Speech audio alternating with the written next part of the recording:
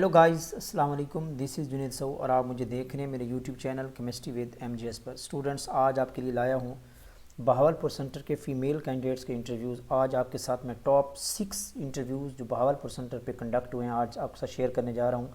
बहुत informative questions हैं और बहुत सारे इंटरव्यू, कुछ इंटरव्यू बहुत शॉर्ट भी हैं तो वो भी आपके साथ शेयर करते हैं। तो आज के इंटरव्यू किस टाइप के क्वेश्चन पूछे गए बहावलपुर सेंटर पे, तो स्टार्ट करते हैं आज के इंटरव्यू। इससे पहले अगर आप लोगों ने अभी तक मेरे चैनल को सब्सक्राइब नहीं किया तो चैनल को सब्सक्राइब कर लें और बेल आइकन पे प्रेस करना मत भूलिए। तो स्टार्ट करते हैं आज के इंटरव्यूज़। तो फर्स्ट कैंडिडेट का जो इंटरव्यू कंडक्ट हुआ बहावलपुर सेंटर पे, चेयरमैन की तरफ से क्वेश्चन पूछा गया, what are you doing nowadays. And then पूछा गया व्हाट आर ऑर्गेनोमेटेलिक कंपाउंड्स। बहुत इम्पोर्टेंट ये क्वेश्चन है, ये चेयरमैन की तरफ से क्वेश्चन पूछा गया। Organometallic compounds are those compounds which containing the bond of metal with the carbon. These are known as organometallic compounds. Then subject specialist जो क्वेश्चन पूछे गए, examples of organometallic compounds other than the Grignard reagent। तो Grignard reagent भी organometallic compound है जिसको कहा जाता है जिसमें मैग्नीशियम होती है, इसको Grignard reagent का ऑर्गेनो मैग्नीशियम कंपाउंड्स इनको कहा जाता है। It is known as Grignard reagent। इसके अलावा जो कंपाउंड्स होते हैं कि जिनको कहा जाता है ऑर्गेनोक्यूपरेट की भी कहा जाता है, और इसका जो नेम है इसको कहा जाता है गिलमैन रिएजेंट। ऑर्गेनिक क्यूपरेट जब कॉपर कार्बन के साथ बॉन्ड बनाती है तो इस रिएजेंट का नाम है गिलमैन रिएजेंट, और इसको रिप्रेजेंट किया जाता है गिलमैन रिएजेंट। कॉपर, यहाँ से भी कार्बन का बॉन्ड, यहाँ से भी कार्बन का बॉन्ड, इसको गिलमैन रिएजेंट कहा जाता है। इसके अलावा जो है ना वो ऑर्गेनो लिथियम कंपाउंड्स भी होते हैं, ऑर्गेनो जो है वो लेड कंपाउंड्स भी होते हैं। तो डिफरेंट किस्म के कंपाउंड्स होते हैं ऑर्गेनोमेटेलिक कंपाउंड्स। एंड देन पूछा गया व्हाट इज़ शैब प्रिंसिपल। शैब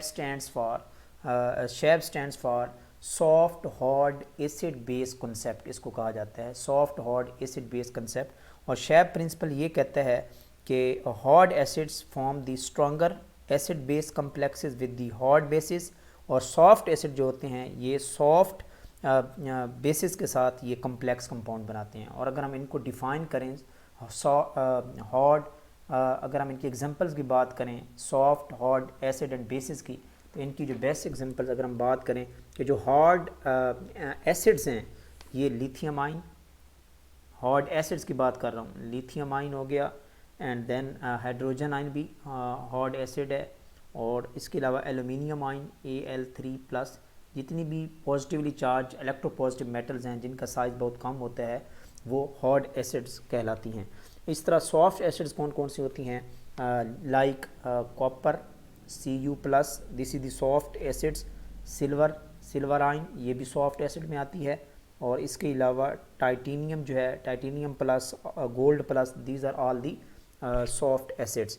इस तरह अगर हम बात करें हार्ड बेसिस की, तो वो डोनर एटम जिनका लो साइज़ होता है उसमें से हार्ड बेसिस में fluorine ion, fluoride ion, these are the hard bases. Chloride ion, OH आइन, ये सारी की सारी हार्ड बेसिस हैं। इस तरह जो सॉफ्ट बेसिस हैं लाइक आयोडाइड आइन, ये सॉफ्ट बेस में आ जाता है, और हेड्राइड आइन ये भी सॉफ्ट बेस में आ जाता है, और इस तरह carbonyl, this is also the soft base. Then पूछा गया what is the reactivity of alkyl halide, कि why alkyl halides are reactive. Alkyl halides की जो रिएक्टिविटी होती है is due to the polar nature of bond between the carbon and halogen. Halogen और carbon के बीच में ये जो इलेक्ट्रोनेगेटिविटी डिफरेंस है ये इस बॉन्ड को पोलर बना देता है, और ये इसी वजह से ये क्या होती हैं, alkyl halides are the more reactive. तो ये क्या होते हैं, मोर रिएक्टिव होते हैं। एंड देन पूछा गया सब्जेक्ट्स पर what will be the viscosity of liquids with the increase in the particle size, के विस्कोसिटी ऑफ लिक्विड पे पार्टिकल के साइज़ का क्या इफेक्ट होता है। देखें अगर हम बात करें टेम्परेचर की, तो टेम्परेचर का लिक्विड के केस में जो विस्कोसिटी के साथ जो रिलेशन है वो इन्वर्स रिलेशन है। जितना टेम्परेचर बढ़ाते जाएंगे लिक्विड्स की विस्कोसिटी कम होती जाएगी। But in case of particle size, तो जो पार्टिकल साइज़ है उसका जो इफ़ेक्ट है that is the directly proportional to the viscosity. जैसे जैसे आप उस पार्टिकल का साइज़ बढ़ाते जाओगे तो लिक्विड जो होता है वो मोर विस्कस होता चला जाएगा। इसी की रीज़न ये है कि when we increase the size of the molecule then higher time is required to move, उन मालिक्यूल्स को मूव करवाने के लिए काफ़ी टाइम लगेगा, और जब काफ़ी टाइम लगेगा तो वो मोर विस्कस हो जाएगा। तो ये एक रीज़न है। देन पूछा गया सॉल्युबिलिटी ऑफ ऑर्गेनिक कंपाउंड्स। देखें जो सॉल्युबिलिटी का प्रिंसिपल है, डिज़ोल्व लाइक डिज़ोल्व होता है, और organic compound mostly these are the covalent compounds, और ये जो होते हैं मोस्टली नॉन पोलर कंपाउंड्स होते हैं, और इनकी जो मोस्टली जो इनकी सॉल्युबिलिटी होती है वो ऑर्गेनिक सॉल्वेंट में these are the more soluble. अगर हम बात करें ऑर्गेनिक जो कंपाउंड्स की सॉल्युबिलिटी होती है ऑर्गेनिक सॉल्वेंट्स में, इथाइल एसीटेट है, डाईथाइल ईथर है, डाईक्लोरोमीथेन है, क्लोरोफार्म है, पेट्रोलियम ईथर है, हेक्सेन्स है, इनमें organic compound mostly these are the soluble, but these are the less soluble in the polar solvent like water. Water में ये लेस सॉल्युबल होते हैं।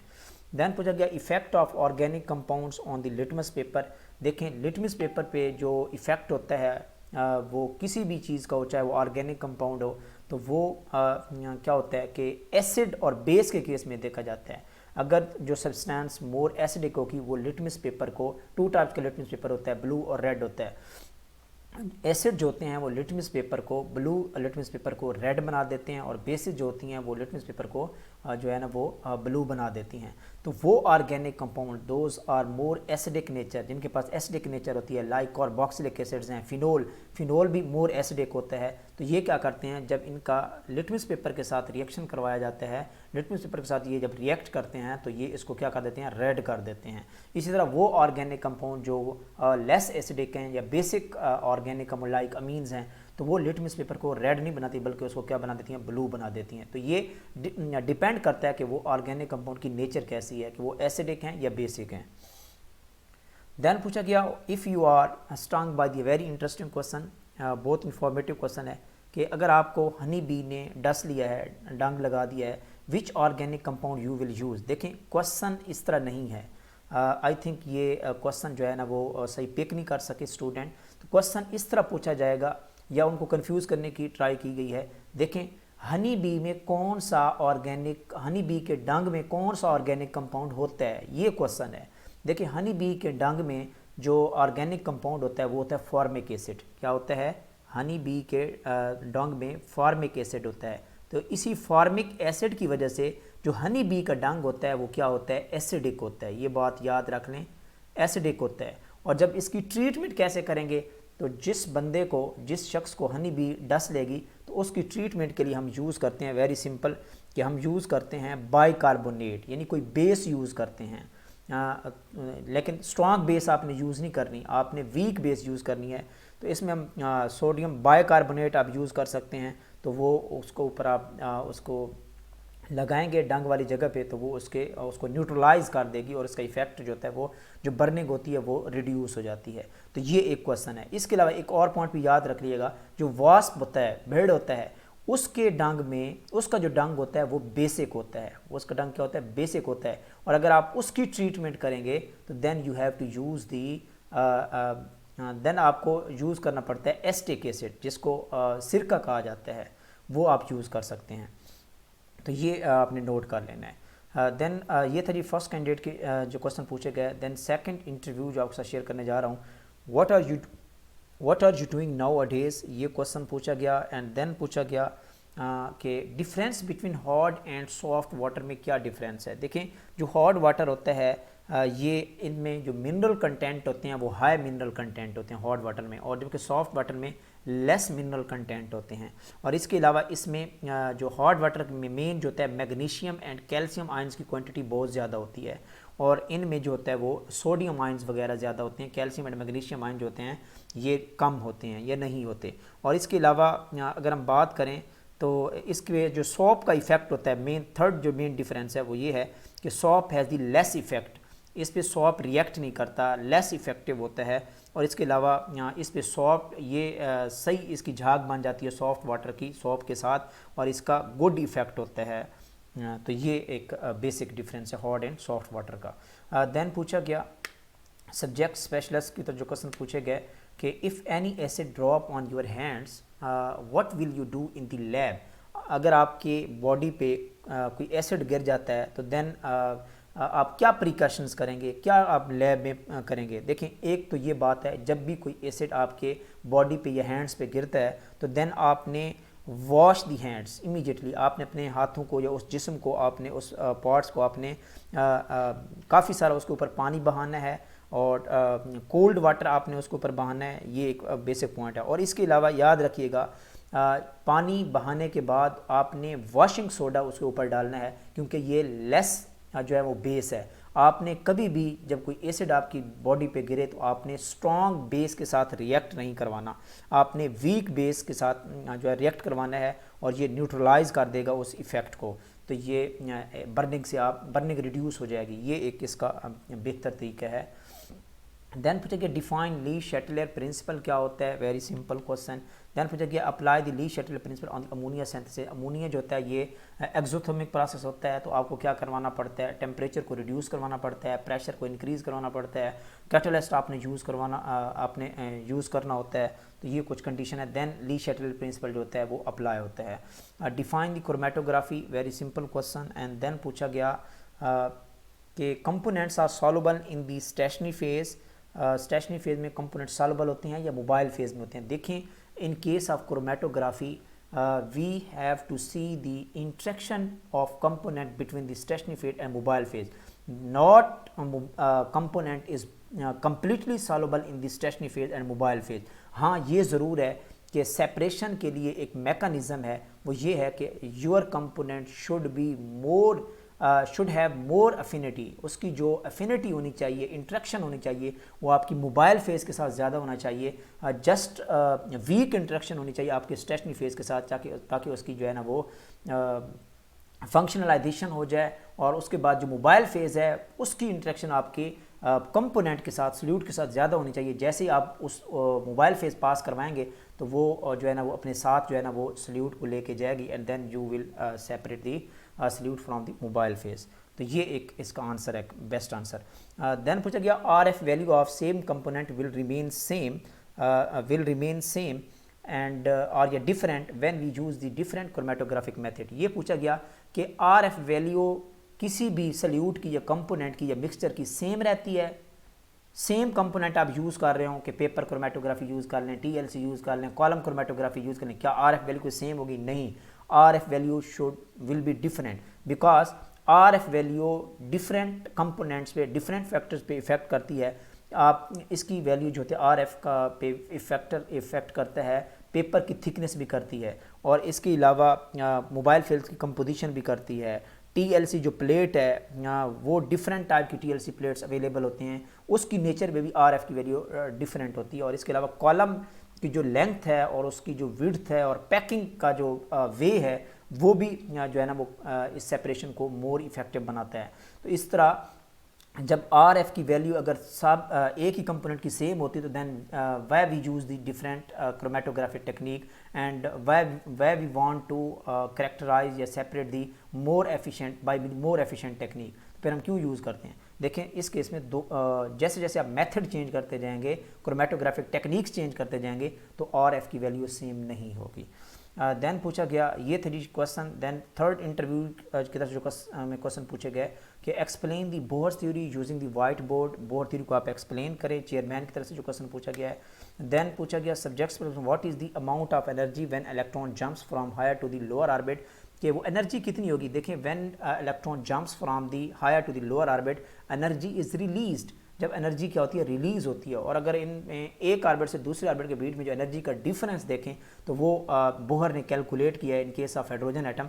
तो उस केस में जो एनर्जी का फार्मूला आता है वो आता है energy that is equal to -1313.13 divided by n का स्क्वायर। तो इस केस में आप एक ऑर्बिट की एनर्जी फाइंड आउट कर सकते हैं वैल्यू पुट करके, first n when is equal to 1, then इस तरह आप n is equal to 2 second के लिए कर लें। तो फिर आप हायर ऑर्बिट जो कि हमारे पास n इज इक्वल टू 2 है, lower orbit n is equal to 1 है, दोनों का डिफरेंस ले लें तो आप दोनों का डिफरेंस ले सकते हैं। आप एनर्जी की अमाउंट कैलकुलेट कर सकते हैं कि कितनी अमाउंट एनर्जी की रिलीज़ हुई है। देन पूछेंगे what is the mass of electron. Electron के मैस कितना होता है? इलेक्ट्रॉन के मैस होता है 9.1 मल्टीप्लाई 10⁻⁻³ किलो जॉल। ये है इलेक्ट्रॉन के मैस। देन पूछा गया what is the radius of first orbit of hydrogen. का रेडियस क्या होता है? इसका सिंपल फार्मूला है, रेडियस का बोहर ने कैलकुलेट किया है, r is equal to 0.529 angstrom. ये है एंड n का स्क्वायर। तो यहाँ से आप फर्स्ट ऑर्बिट का रेडियस लेना चाहे तो n इज इक्वल टू 1, तो रेडियस भी क्या आएगा 0.529 एंगस्ट्रॉम आएगा। देन पूछा गया व्हाट इज एंगस्ट्रॉम। एंगस्ट्रॉम जो होता है ये रेडियस का यूनिट है जिसकी पावर क्या होती है 10 रेज़ की पावर -10 होती है। देन पूछा गया NMR use for what purpose. NMR को हम क्यों यूज़ करते हैं। NMR का जो मेन फंक्शन है to elucidate the structure, different organic compounds या डिफरेंट कंपाउंड्स के स्ट्रक्चर को इलोसिडेट करने के लिए, स्ट्रक्चर को डिटरमाइन करने के लिए हम NMR टेक्निक यूज़ करते हैं। And this is the best technique which use for the structure elucidation and it is also use for the differentiation of the isomers. Then पूछा गया फिल इन द ब्लैंक। ये भी question पूछा गया कि IR based on, खाली जगह के फिल करें। देखें IR बेस्ड, यहाँ आपने प्रिंसिपल बताना है कि IR किस पे बेस करती है।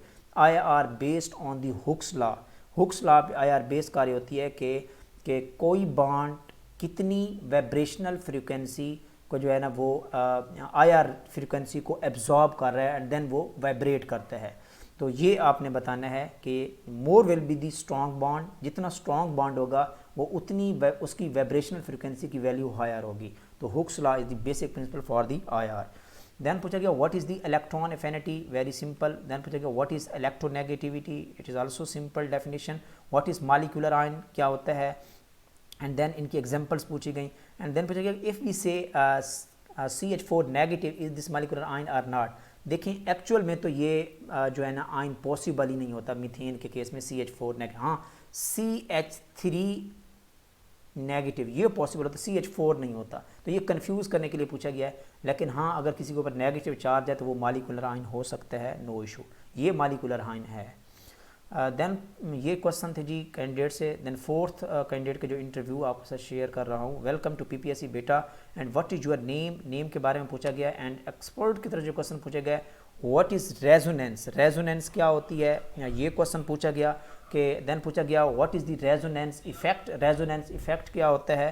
एंड देन पूछा गया व्हाट इज़ कोवलेंट बॉन्ड, क्या होता है, very simple definition. What is coordinate covalent bond, very simple definition. Which is more acidic, ये पूछा गया कि बेंजोइक एसिड में से आर्थो नाइट्रोबेंजोइक एसिड में एंड पैरा नाइट्रोबेंजोइक एसिड में कौन सा मोर एसिडिक है।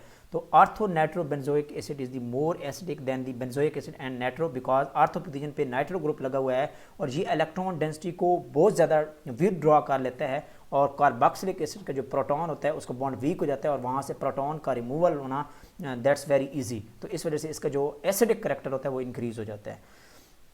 देन क्वेश्चन पूछा गया two uses of transition metal. Transition metal के बहुत सारे यूजेस हैं। मेन इसका जो यूज़ है एक तो ये कलर प्रोड्यूस करती है and act as a catalyst. इसको हम डिफरेंट मैकेनिज्म में एज अ कैटलिस्ट भी ट्रांजिशन मेटल को यूज़ कर सकते हैं। लाइक जिस तरह आयरन है, आयरन एक ट्रांजिशन मेटल है, इसको हम कंस्ट्रक्शन एंड मैन्युफैक्चरिंग में यूज़ कर देते हैं डिफरेंट इंडस्ट्रीज़ में। इसके अलावा जिस तरह टाइटेनियम है इसको एयरक्राफ्ट कंस्ट्रक्शन में भी हम यूज़ करते हैं और इस तरह निकल जो है ये स्टेनलेस स्टील की प्रोडक्शन में भी हम इसको यूज़ करते हैं और अलाय बनाने के लिए भी ट्रांजिशन मेटल को यूज़ किया जा सकता है। तो ये डिफरेंट इसके यूजेस हैं। देन पूछा गया difference between the cell and battery. Cell and battery में क्या डिफरेंस है। सेल जो होता है ये एक सिंगल यूनिट डिवाइस होती है that convert the chemical energy into electrical energy. But इनके सब बैटरी में एक से ज़्यादा सेल हो सकते हैं and battery is the collection of cells that convert the chemical energy into electrical energy. This is the main difference between the cell and battery.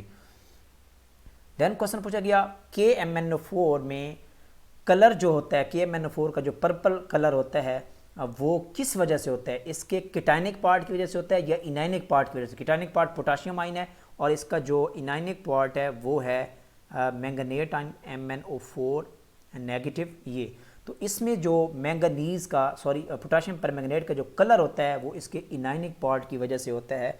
इसकी ये रीज़न है। देखें कि जो MnO4 होता है इसके पास अगर हम बात करें तो ऑक्सीडेशन स्टेट जो होता है मैंगनीज की +7 है, +7 ऑक्सीडेशन स्टेट है और ये प्लस यानी कि 7 इलेक्ट्रॉन यानी कि 5d में से निकाल सकता है और 2 इलेक्ट्रॉन जो होता है ये s में से निकाल रहा होता है। लेकिन इसमें जो बेसिक फंक्शन है कलरिंग का वो ये है कि इन 4 ऑक्सीजन एटम में से किसी एक को, जो एक ऑक्सीजन एटम होता है ये क्या करता है जो कि मैंगनीज के साथ बॉन्डेड है, it donate their extra lone pair of electron to manganese. ये मैंगनीज को एक्स्ट्रा लोन पेयर डोनेट करता है जिसकी वजह से एनर्जी डिफरेंस क्रिएट हो जाता है और ये एक कलर फिनोमिना है। देन पूछा गया why coordinate covalent bond contain compounds act as a Lewis base. देखें कोऑर्डिनेट कोवेलेंट कंपाउंड में क्या होते हैं, those compound which donate the lone pair shared pair of electron donate करता है। तो जो इलेक्ट्रॉन डोनेट कर रहा होता है वो बेस होती है और जो एक्सेप्ट कर रहा होता है उसको एसिड कहा जाता है। तो ये सिंपल इसकी तो वो लिवेस एसिड भी यही होता है और लिवेस बेस की डेफिनेशन पे ये फुलफिल होता है। फिफ्थ इंटरव्यू जो आपके साथ शेयर कर रहा हूँ, चेयरमैन की तरफ से क्वेश्चन पूछेगा वेलकम टू पीपीएससी बेटा। एंड देन पूछा गया what is Boyle's law, very simple. And what is Hund's rule, ये भी बहुत सिंपल है, रिपीटेड क्वेश्चन भी हैं। सब्जेक्ट्स पर क्वेश्चन पूछेगा व्हाट इज़ PAN, PAN क्या है, PAN स्टैंड्स फॉर पर ऑक्सी एसिटाइल नाइट्रेट। पर ऑक्सी एसिटाइल नाइट्रेट इसको कहा जाता है। This is the secondary pollutant which is present in the photochemical smoke, ये सेकेंडरी पोल्यूटेंट है। देन पूछा गया what is the reason of ozone depletion, ozone depletion की क्या रीज़न है। ओजोन डिप्लीशन की जो मेन जो रीज़न है वो है क्लोरोफ्लोरोकार्बन्स। क्लोरोफ्लोरोकार्बन जो होते हैं वो क्या करते हैं, ओजोन डिप्लीशन में मेन रोल प्ले करते हैं। What is mechanism is followed in ozone depletion, ozone depletion में कौन सा mechanism, free radical mechanism is followed in the ozone depletion. इसमें क्या होता है कि जो क्लोरोफ्लोरोकार्बन्स है उसमें जो क्लोरीन के फ्री रेडिकल बन जाते हैं और एक क्लोरीन का फ्री रेडिकल जो है ना 1 लाख ओजोन के मालिक्यूल को डिस्ट्रॉय कर सकता है। यही क्वेश्चन नीचे भी पूछेगा what is the main cause of ozone depletion in this mechanism. Mechanism में जो है वो फ्री रेडिकल जो होता है क्लोरीन का एटम, ये मेन इसका रीज़न है for destruction of ozone layer. Then question पूछा गया is cyclobutadiene aromatic, no, cyclobutadiene is not aromatic, this is the anti-aromatic compound, this is the structure of cyclic butadiene, this is an anti-aromatic. Anti-aromatic compounds are those compounds which follows the Mobius rule, but aromatic compounds are those compounds which follows the Huckel rule. तो हक्कल rule के according हमारे पास होता है 4n+2 pi electron होने चाहिए, तब जाके ये एरोमेटिक कंपाउंड होगा, जो कि मोबियस रूल कहता है कि उसके पास 4 जो है ना वो n इलेक्ट्रॉन पाई इलेक्ट्रॉन होने चाहिए। तो इस वजह से साइक्लिक ब्यूटाडाइन जो होता है इसके पास 4 पाई इलेक्ट्रॉन है, तो ये मोबियस रूल को फॉलो करता है and this is the antiaromatic compound, not the aromatic. What is Huckel rule, Huckel rule क्या होता है, हक्कल रूल कहता है कि if a cyclic planar molecule has 4n+2 pi electron then it is considered aromatic compound. Huckel rule कहता है कि cyclic structure होनी चाहिए, मॉलिक्यूल प्लेनर होना चाहिए और उसके पास 4n+2 पाई इलेक्ट्रॉन होना चाहिए, then it will be aromatic. Then पूछेंगे what are the unsymmetrical alkenes, क्या होती हैं। देखें जिनकी बोथ साइड से equal number of hydrogen atom ना हो उनको अनसिमेट्रिकल अल्कीन कहा जाता है। वेरी सिंपल है। व्हाट इज़ टाटोमरिज्म, टाटोमरिज्म क्या होता है, this is very simple definition. Why 2 butene is the less reactive then the 1 butene, very important question. 2 butene is less reactive than the 1 butene. The first reason is that 2 butene is the more stable structure than the 1 butene because according to the Sitzoff rule, Sitzoff rule ये कहता है कि जो more substituted alkyne होती है या जिनमें मोर hyper conjugation होती है वो मोर स्टेबल होती है as compare to the other. तो 2 ब्यूटीन के केस में अगर हम बात करें तो इसमें जो हाइपर कॉन्जुगेशन है, हाइपर कॉन्जुगेटेड जो हाइड्रोजन है वो बहुत ज़्यादा हैं as compare to the 1 butene, और ये क्या करता है इस स्ट्रक्चर को मोर स्टेबलाइज करता है as compare to the 1 butene. So more stable structure is the less reactive then the less substituted structure. ये थे जी क्वेश्चन। देन लास्ट इंटरव्यू जो आपके साथ शेयर करने जा रहा हूँ, चेयरमैन के जो क्वेश्चन पूछेगा what introduce yourself, and then subject special question पूछेगा what are amino acids, amino acids क्या होते हैं, very simple. And simple amino acid कौन सा होता है, glycine is the simple amino acid है, glycine. And what is the nature of simplest, उस ग्लाइसिन के सिंपलेस्ट होने की नेचर क्या है। देखें उसमें एक तो उसकी एक कार्बन के साथ जो हाइड्रोजन लगा हुआ है और इसके अलावा दिस इज़ दी ये जो होता है ये ऑप्टिकल एक्टिव नहीं होता, तो इसकी ऑप्टिकल एक्टिव फिनोमिना ना होने की वजह से भी इसकी जो नेचर है वो सिंपलेस्ट है। Difference between fats and oils, fats and oil में क्या डिफरेंस है। फैट्स जो होती हैं ये मेनली एनिमल्स में फैट्स प्रोड्यूस होता है और ऑयल जो होता है ये मेनली प्लांट्स में देखा जाते हैं ऑयल्स। और इसके अलावा जो फैट्स होते हैं these are the saturated and these are the unsaturated, इनमें कोई डबल बॉन्ड नहीं होता, इनमें डबल बॉन्ड होते हैं, ये मोस्टली सॉलिड होते हैं, ये मोस्टली लिक्विड होते हैं।